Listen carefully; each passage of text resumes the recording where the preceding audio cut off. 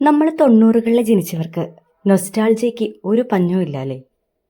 വല്ലപ്പോഴൊക്കെ ഇതുപോലെ വീട്ടിൽ നാട്ടിലൊക്കെ പോകുമ്പോൾ അവിടെ കാണുന്ന ഓരോ കാര്യങ്ങളും നമുക്ക് അത്രയേറെ വേണ്ടപ്പെട്ടതായിരിക്കും, അത്രയേറെ പ്രിയപ്പെട്ടതായിരിക്കും. ഇത് ഞങ്ങളുടെ വയനാട്ടിലെ വീട്ടിലെ ചെറിയ കോഴി ഫാമാണ്. ഇവിടെ കഴിഞ്ഞ കുറച്ച് ദിവസങ്ങൾക്ക് മുമ്പ് വിരിഞ്ഞിറങ്ങിയ കുഞ്ഞു കോഴികളുണ്ട്. കണ്ടില്ലേ, നമ്മുടെ നെഞ്ചത്ത് എടുത്ത് വെച്ചു കൊടുത്താൽ അതങ്ങനെ തത്തി കളിച്ച് അവിടെ ഇരുന്നോളും. ഷഹനാസിനും ഇതൊക്കെ ഒരു പുതിയ എക്സ്പീരിയൻസ് ആട്ടോ. കോഴിക്കോട്ടിലെ വിസിറ്റൊക്കെ കഴിഞ്ഞ് നമ്മൾ നേരെ പോയത് വാഴത്തോട്ടത്തിലേക്കാണ്. പോകുന്ന വഴിക്ക് കണ്ട ഒരു കിളിക്കൂടാണ്. അത് നിലത്ത് വീണ് കിടക്കുകയാണ്. അതിനകത്ത് മുട്ടയും ഒന്നും ഉണ്ടായിരുന്നില്ല. ഞങ്ങളത് അവിടെ തന്നെ വെച്ചിട്ട് പറമ്പിലേക്ക് ഇറങ്ങി. നമ്മൾ നേരെ പോകുന്നത് അച്ഛൻ്റെ വാഴത്തോട്ടം കാണാനാട്ടോ. അവിടെ ഒരു ചെറിയ കുളമൊക്കെ ഉണ്ട്. വാഴക്കൃഷിക്ക് ആവശ്യമുള്ള വെള്ളമൊക്കെ ഈ കുളത്തിൽ നിന്ന് തന്നെയാണ് നമ്മൾ എടുക്കുന്നത്. തോട്ടം മൊത്തത്തിൽ കാണിക്കാനുള്ളൊരു സാഹചര്യം ആയിരുന്നില്ല. നട്ടുച്ചയാണ് സമയം, നല്ല വെയിലാണ്. വേഗം തന്നെ തിരിച്ചു കയറി പോരാനുള്ളൊരു ശ്രമത്തിലായിരുന്നു ഞങ്ങൾ. ചെറിയ നീരറവൊക്കെ കണ്ടില്ലേ. പിന്നെ വന്ന ക്ഷീണം മാറ്റാൻ വാഴത്തോട്ടത്തിൽ തന്നെ ഇരുന്ന് കുറച്ച് നേരം ഒന്ന് റെസ്റ്റ് ചെയ്തു. അവിടെ തന്നെ കിടന്നുറങ്ങിയാലോ എന്നായിരുന്നു ഞാനും ഷഹനാസും ചിന്തിച്ചത്. ഇതുപോലെ ചേമ്പിലെ കുമ്പിളിൽ വെള്ളമൊക്കെ എടുത്ത് കളിച്ചത് നമ്മുടെ കുട്ടിക്കാലത്ത് നല്ലൊരു ഓർമ്മയല്ലേ. തിരിച്ചു വരുന്ന വഴിയിൽ അച്ഛനെ കൊണ്ട് 3-4 കരിക്ക് ഇടിപ്പിച്ചു. വെയിലെല്ലാം കൊണ്ട് മടുത്ത് വരുന്ന സമയത്ത് കരിക്ക് കുടിക്കാൻ നല്ല സുഖമാണല്ലോ അല്ലേ.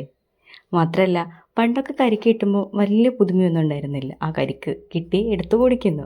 ഇപ്പം അങ്ങനെയല്ല, കരിക്കുണ്ടോ എന്ന് തേടി നടക്കുന്ന സമയം. കൊച്ചിയിലൊക്കെ ആണെങ്കിൽ കരിക്കിന് വലിയ വിലയുമാണ്. മാത്രമല്ല, ഇതുപോലെ ഫ്രഷ് കരിക്ക് നമുക്ക് കിട്ടില്ല. 3 കരിക്കൊന്നും അത്യാവശ്യം നല്ല ക്വാണ്ടിറ്റിയിൽ വെള്ളം കിട്ടിയായിരുന്നു. നല്ല തണുത്ത കരിക്ക് വെള്ളമൊക്കെ കുടിച്ച് ഞങ്ങളങ്ങനെ വർത്താനമൊക്കെ പറഞ്ഞിരുന്നു. കാര്യം 2 ദിവസം മാത്രമേ നമുക്ക് വീട്ടിൽ നിൽക്കാൻ പറ്റുള്ളെങ്കിലും അതൊരു ഒന്നൊന്നര എക്സ്പീരിയൻസ് തന്നെയാണ്. കാരണം വല്ലപ്പോഴും വരുമ്പോൾ നമ്മുടെ അച്ഛനമ്മയുടെയും കൂടെ കുറേ സമയം ഇരുന്ന് വർത്താനം പറയാമെന്ന് അത് നല്ലൊരു രസമല്ലേ. അങ്ങനെ കരിക്കവെള്ളമൊക്കെ കുടിച്ച് ക്ഷീണം മാറ്റിക്കൊണ്ടിരിക്കുന്ന സമയത്താണ് അമ്മ നല്ല റെഡ് ലേഡി പപ്പായ എടുത്തു വച്ചിരിക്കുന്നത്. ഇത് റെഡ് ലേഡിയാണ് കാര്യമെങ്കിലും ഇതിനത്ര ഒന്ന് റെഡ് കളർ വന്നിട്ടില്ല. ഇത് പറിച്ച് വെച്ച് പഴുപ്പിക്കുകയാണ് ചെയ്തത്.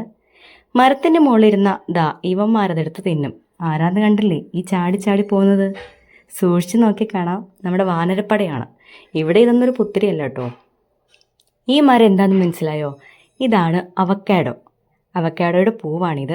ഇത്തവണയും നമ്മുടെ വീട്ടിൽ നിറയെ പൂത്തിട്ടുണ്ട്. കായ്ച്ചു കഴിയുമ്പം ഞാൻ വേറൊരു വീഡിയോയിൽ കാണിച്ചു തരാം കേട്ടോ.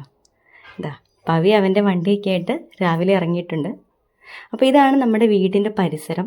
ഇതൊരു രാവിലെ തീ കൂട്ടുമ്പോഴുള്ള പുകയൊക്കെയാണ് ഈ കാണുന്നത്. കണ്ടില്ലേ, ഈ മരത്തിലും ഒരു കുഞ്ഞു കിളിക്കൂടുണ്ട്. അപ്പോൾ ഇതാണ് 2 ദിവസം വീട്ടിൽ വന്നപ്പോഴുള്ള വിശേഷം. ഇതാണ് എൻ്റെ വീടിൻ്റെ പരിസരം. ഇവിടുത്തെ നൊസ്റ്റാൾജിക് മെമ്മറീസ് അത് ഒരിക്കലും എന്നെ വിട്ടു പോവില്ല. വല്ലപ്പോഴും ഇതൊന്ന് പൊടി തട്ടിയെടുത്തില്ലെങ്കിൽ എനിക്ക് വല്ലാത്തൊരു അസ്വസ്ഥതയാണ്. അപ്പോൾ അത്രയേ ഉള്ളൂ. ചേട്ടാ.